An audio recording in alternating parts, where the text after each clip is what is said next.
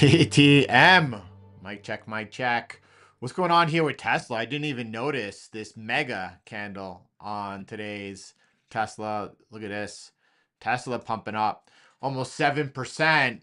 I don't know what that's all about. Maybe Tesla was obviously over the last couple of weeks just trading down, down, down towards opportunity. Speaking of which, MicroStrategy had a weird, I think it's a trading view issue.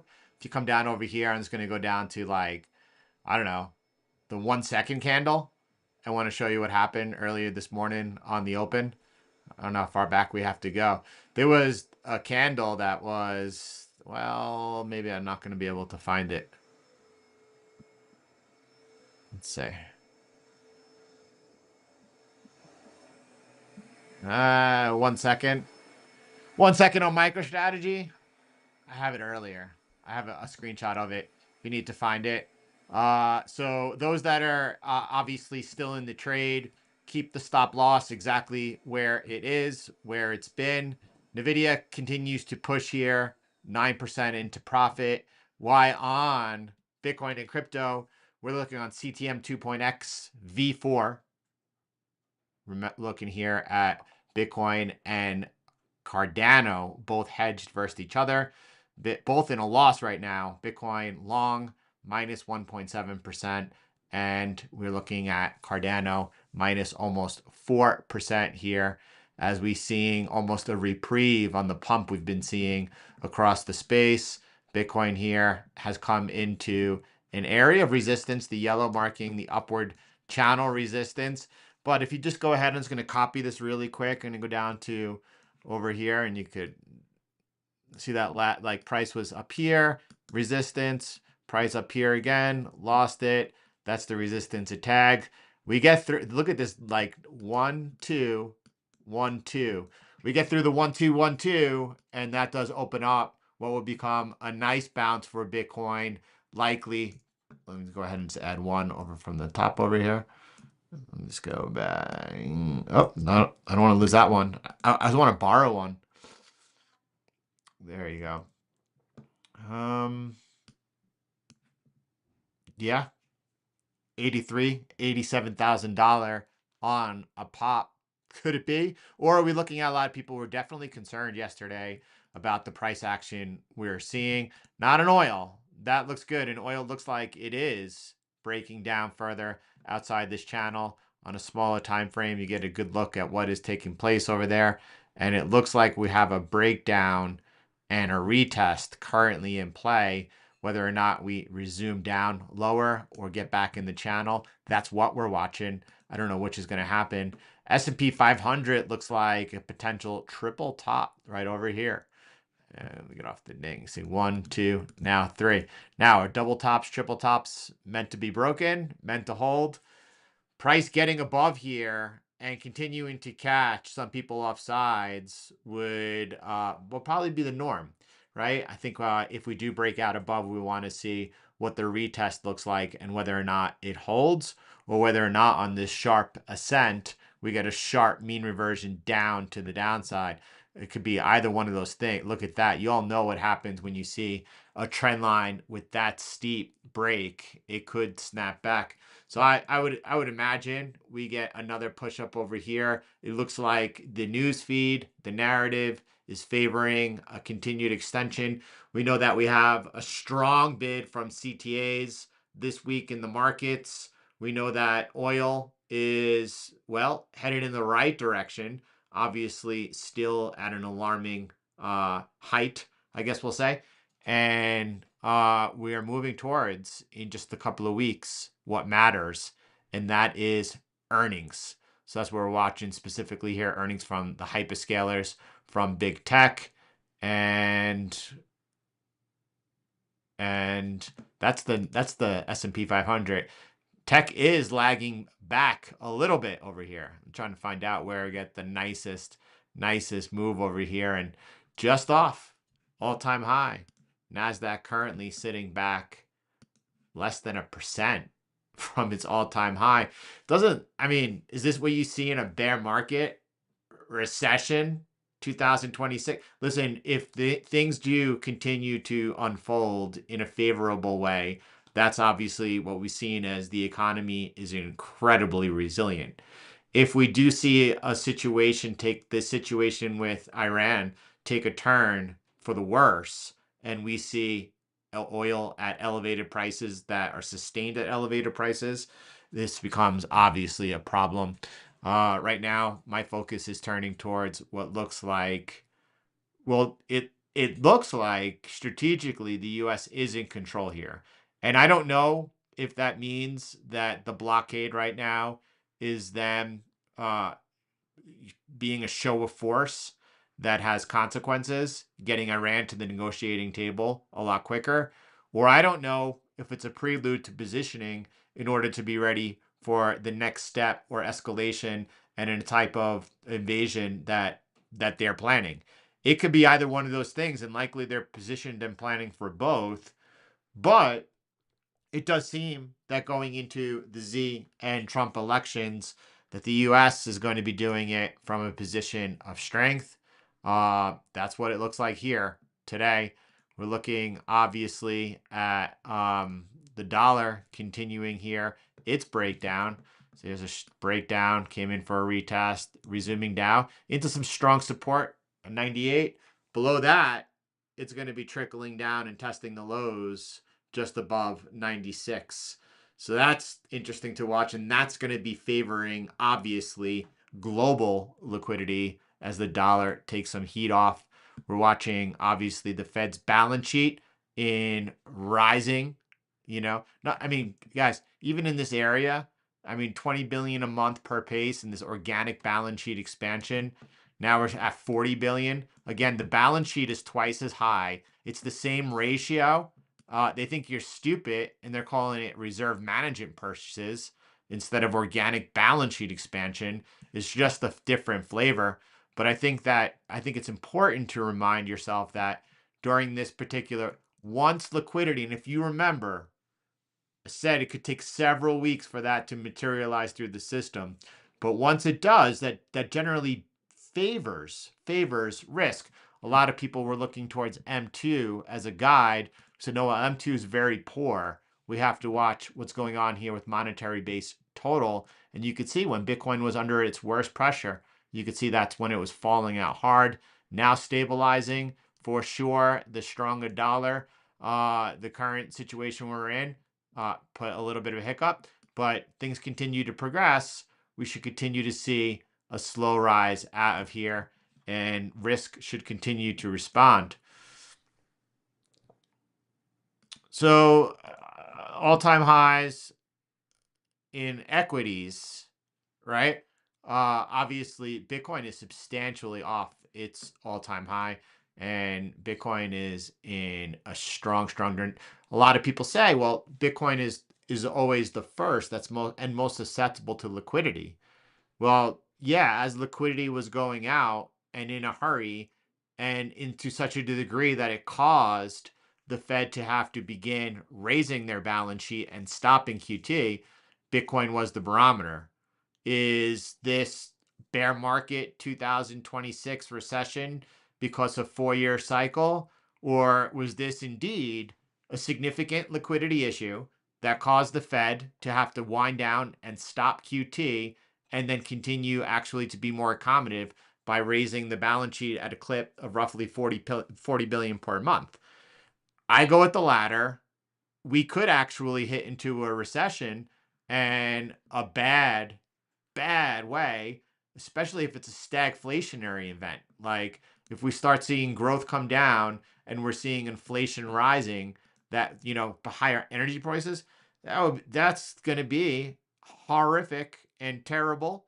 But we're not, it really is dependent on what happens over the next several weeks with the price of energy. And usually those type of shocks are one-off and absorbed, but this could be different. This could take a turn that no one's prepared for. And if it were to, and we were to see elevated oil prices, this turns into a perfect setup for a slow growth. Obviously, that's going to be putting the brakes not only on the consumer, it's going to be eating into corporations' profits. And then, the higher inflation causing the slower growth, stagflation, it is very tough to get out of. And there's no way we're going to see risk assets perform well in that type of environment. That would be CTM all day long. I need to know what side of the market to be on and at what point. Quick look at this beautiful line on Ethereum. Ethereum getting ready here for a potential critical break. It is in a strong downtrend. It's made 2 legs down. I'm sorry, it's made 1 major leg down. I guess you could call this was the first. My bad. Second, and now into heavy resistance. Whether or not people are looking to sell here, right? Or they're waiting for a breakout, and if it's going to have carry, that's what we're watching. Markets have been putting up equity markets have been putting up a tremendous run over here. And you could see, I guess we have one down day over here on Friday, but a lot of strongly up days, 1, 2, 3, 4, 5, 6, 7, 8 days in a row. And coming off of the low, a mega 14% rally on equities. Of course, have we come too far too quick? Are we now at all-time high or just off all-time highs? Are we putting in what is going to be viewed as a triple top? Is this similar to what happened back in the great financial crisis as we look at what happened on the NASDAQ? No, it's not even close now, is it?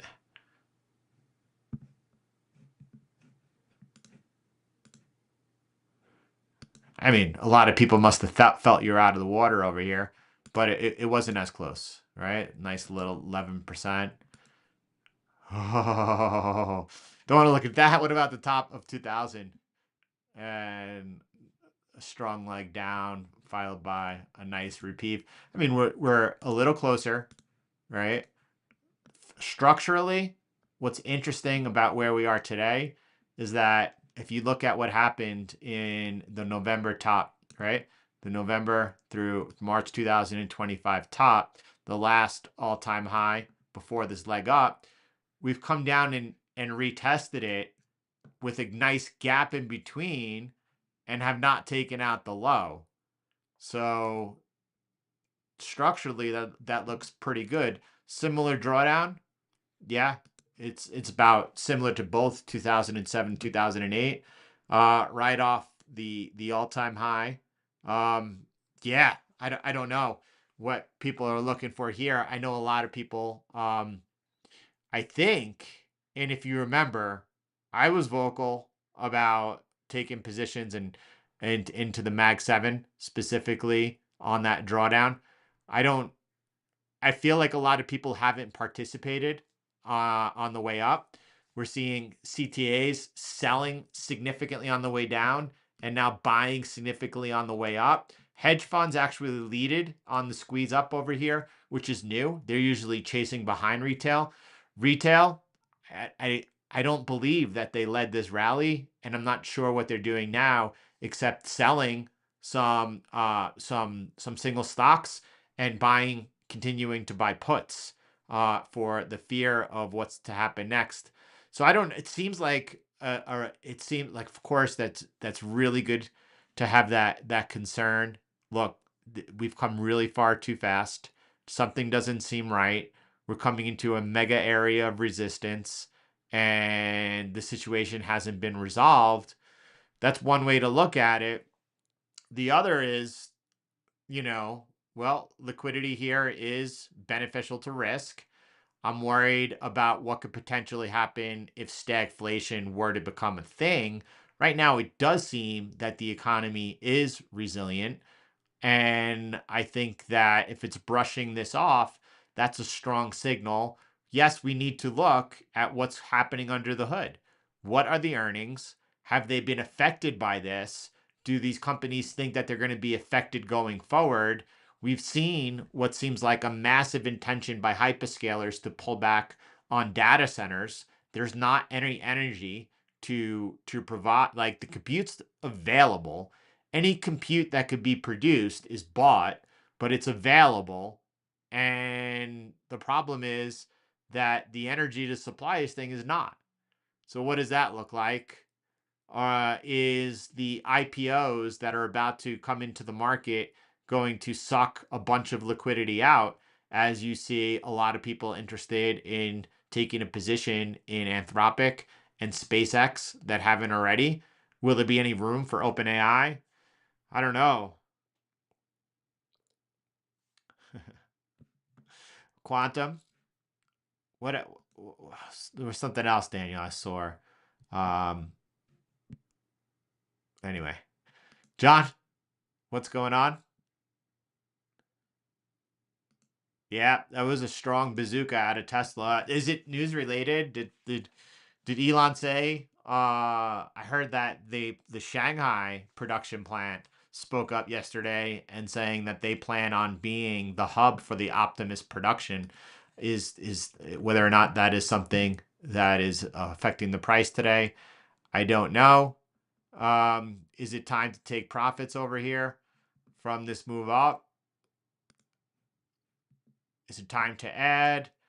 We are seeing, that's a good bit of resistance, I think. I want to keep an eye on right over here. We're seeing our positionings just going long. We know that our V2 positions over here, and I want to show you what's going on with the V4, and we're seeing that TQQQ led here fantastically, up 10%. NVIDIA, the V2, had a tremendous head start. This is an open position. I'm sorry, I should get rid of this. Not get rid of it. This is, and interesting to see this. This is our pure play, right? This is with no of our V2 filters involved. And what's interesting here is you could see how it entered much quicker. That momentum, as soon as it opened up, it was there to take it. And you can see that's holding in position 8.6 into profit rather than the one with the filters. However, again, I imagine that the version with all of our filters, right, everything brought to the table on V2 by Javier, CTM, ahead of that, JV, ST1 and 2.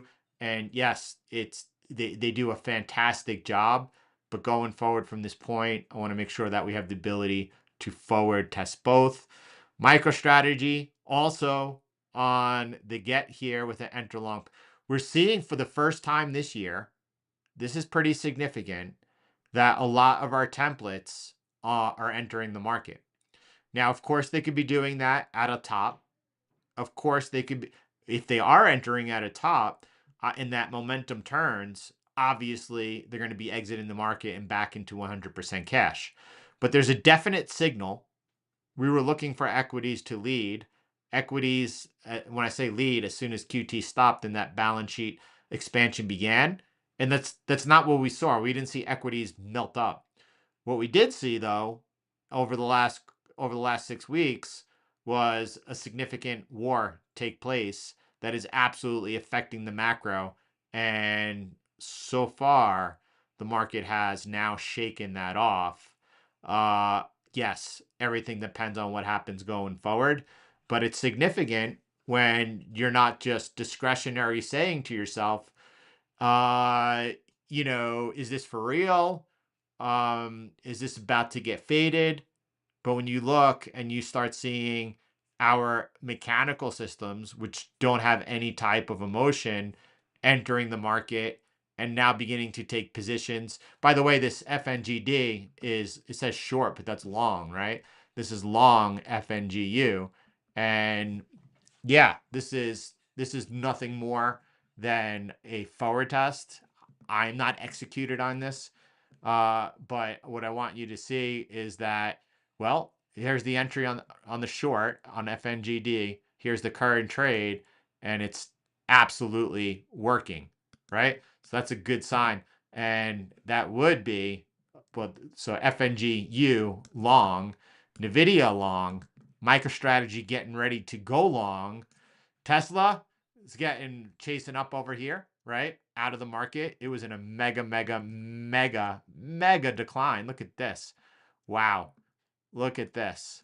And over here, a couple of tries. Very tight, small stop on our Tesla V2. 30% drawdown. And knowing when to be in the market went out, obviously, absolutely priceless. We are seeing a turn. We're seeing for the first time in 2026, not a couple of attempts by either strategy or NVIDIA.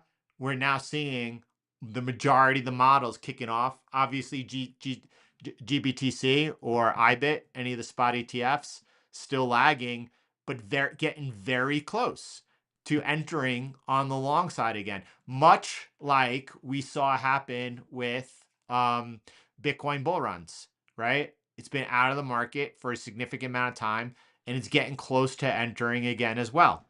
So, I mean, this is pointing to that they may actually, Claude is down this morning, some type of update. They're also changing their pricing plan. I'm not sure what's going on there as all, but I'm sure that will be worked out pretty soon. Any thoughts on the miners? Good time to be taking a look at them and see what's going on. And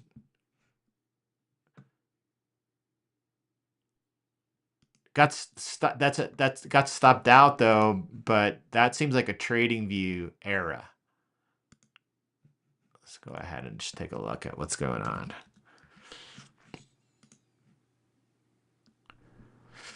Oof.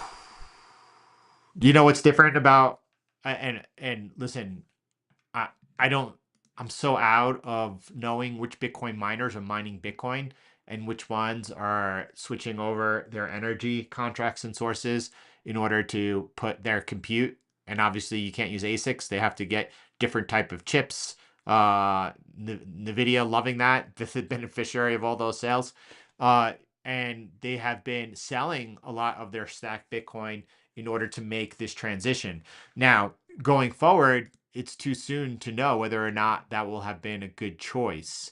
Selling Bitcoin at what is a relative low. I don't know if it's the bear market low. I'm trying to find over this. 1 second. I'm not sure where we got it right here. And obviously, the thumbnail we're using for today's video, the tweet we just put out, that, Bitcoin is boring right now. And a lot of people become significantly uninterested in Bitcoin when it's trading. And look here at the 5-year CAGR, and this time it's not bouncing; it's almost flatlining down over there. There's no question Bitcoin is boring at this particular moment, but historically, the next 2, 3, and 4 years, have really paid off tremendously well when you see the 5-year CAGR at this type of low. Is this time going to be different, or is this going to be looking back at a point when a lot of people were like, oh, I expected Bitcoin to trade off significantly lower. I was told this was 2026, bear market recession, and I didn't take the opportunity. And that's what it is an opportunity. This is kind of neat also if you look back to the highs over here.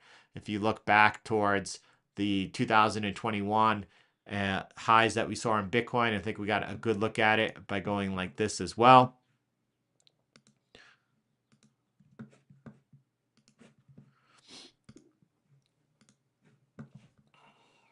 We have the highs. Oh, it's interesting. This is how we've marked out what the previous high was, right? And I mean, we wound up tagging it and touching it. That was pretty scary if we would have broke down from there. We're trapped now in this resistance. Interesting, right? Clearing above. Well, it's hard to say on this horizontal upward sloping over here, though. But somewhere around 82 opens up the door, right? And then, well, I gather if Bitcoin is able to break out above this upward yellow sloping line, at that point, that there's going to be some really sharp upside momentum. Now, whether or not that's then faded or what goes on from there, that remains to be seen. But we will see some beach ball action if that trend line is broken. Right now, yes, we are into resistance. We're into that trend line of the 1-2-1-2. And not only that, we saw Ethereum into an area of resistance. I know the question is about Bitcoin miners. Again, it could get rejected once again at resistance. But that resistance got a little bit weaker on the Black Diamond breakout. We're seeing equities off their all-time highs. I mean, Jordan, are you kidding me? In the last 10 days, they've put up a tremendous 14% gain. I mean, is that sustainable? Um, well, my friends, the answer to all these questions continue to be what we continue to say. First of all, rather than trying to guess, knowing when to be in the market, when out, and on what side is absolutely priceless. Yes, it is dependent on what happens in the continued conflict. And it also, one of the surprise uses could be and it seems that the rhetoric between US and China has been very measured, and I wouldn't be surprised if that led to some type of mutual beneficial agreement. And at the same time, though, I could look at crude, right? And if I look at this chart, I could say, well, if we have the breakdown, this could become a liquidity grab very quickly, very close to getting back neutral, and a break over here that could send this thing back up to the top of the range in a heartbeat. So again, don't get comfortable. There's nothing comfortable about any of it. It, it it's just not the greatest asset. Look at Gush, a 2x ETF of oil and gas and exploration, and it's got a lot of movement in it. And when you get those moments when, and we were tracking this from this view. Hold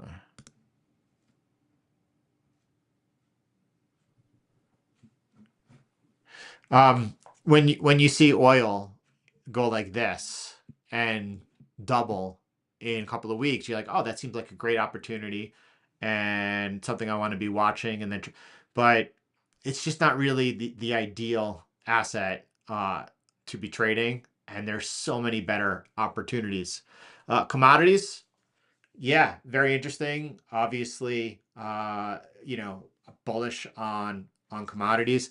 The way that I'm continuing to play them is looking at long-term holding positions over here in the raw materials, making up 25% of the long-term portfolio. I think rather than trading in and out, I think that using our momentum, our select tech, we got the mega Nvidia and Tesla, and then we have TQQQ, FNGU, right? And then the Bitcoin plays strategy and the spot ETFs that provides strong volatility to be able to feed this longer term portfolio, more of a buy and hold portfolio. I say more of because there are controls where other positions can be taken, added to at different times, and or let go of. But so there is obviously maintenance that comes along with it. But yeah, I think that things like bulls we looked at, and we have bulls modeled over here on, and it looks good. Let me just see if I could jump down over here. And see, there's Gush right here. And it just doesn't, that looks like the sell side only. So, and then we have bulls is looking good. And I think it was B South who brought this to our attention. I mean, I get it. It's tech related again, right? It's FANG and innovation. But FANG is our best performing template on a net return basis. And bulls here, you're looking at a 50% CAGR. I think that there is a lot of room here for something like this. And well, Jordan, we're so tech focused and oriented. Bitcoin and crypto and tech. Well, yeah, makes good sense now, doesn't it? Right? And so I wish we could make it work. We looked at gold, we looked at silver. We're able to outperform buy and hold, but knowing when to be in the market and when out. That's not bad. It's also not good in that like we're looking to do more. And I just don't think the solution lies in oil and gas for a momentum based CTM type template. I tried. I wanted it to work. I just don't see it. And I am very much on the lookout for any further asset that we could put into our quiver, because that's why we're here, to continue to improve, to perform. Right now, everyone, have a beautiful day. Bitcoin here looks like it is boring, and it looks like the perfect time here for strong accumulation. Whether or not we're going to get the breakout and the bounce up, and if Bitcoin is going to play catch up, well, we have to see. It is obviously, from the way that we read the cycle, a good thing as monetary base begins to stabilize to see tech leading, and we expect that Bitcoin soon thereafter gets the opportunity to play catch up. We are far from out of the woods at this particular moment. We know that we are watching right over here what happens, and that is going to be a big tell.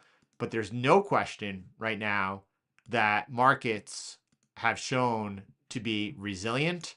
If this is nothing more than a trap that's going to be looked back at, like, the double top, the triple top, I guess we'll call it, on the S&P 500, well, we'll find out soon, right? Breakdown over here, well, that's going to see a sharp and strong mean reversion down, likely, and probably, if it were to happen, a good 4% at least. If it found support before taking out the low. Listen, we'll continue to navigate it day by day. For now, everyone, on your way out, smash that thumbs up. I'll see you all tomorrow. Have a beautiful, beautiful day, everyone.